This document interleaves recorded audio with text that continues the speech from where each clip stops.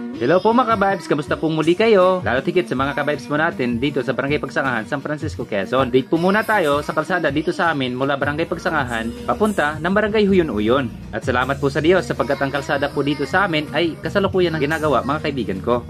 Para po doon sa mga kaibigan po natin na nagpo-post dati noong mahirap pa ang daan na ito. Karapatan po ninyo iyon na ipahayag ang inyong malayang damdamin. At importante po iyon para maipakita natin ang tunay na kalalagayan ng ating lugar. Lalo higit ang ating pong mga dinaraanan. Dapat hindi kayo kagagalitan o sisisihin ng iba, lalo tigit kung mabuti ang inyong layunin. Ngunit sa ngayon din po ay hinahikayat ko kayo na mag-post muli sa ganitong kapaganda ng daanan natin, sapagkat kung hindi ninyo ito gagawin ay mga kahulugan lamang ay may pansarili kayong intensyon at hindi intensyon ng publiko. Para bagang ang pagkukulang lang ang ating nakikita at hindi yung magandang nagagawa sa ating lugar. Kailangan nating maging fair o transparent sa publiko. At kung mayroong magagalit sa akin dyan ay wag naman, sapagkat ako'y nagpapaalala lang. At sa mga nakanunood ng videong ito ay pa-share naman para malaman ng publiko na gumaganda na ang daan dito, para ang kanilang dating hinagpis na nararamdaman ay mapaltan ng kagalakan. At hihilingin ko rin po sana na ako inyong i-follow para mas updated kayo. At masasabi kong mas okay na nga po ang daanan, lalo't higit papalapit na ang undas. At sana po ngayong undas ay undas safe kayo. Maraming salamat po sa inyong lahat at hanggang sa muli.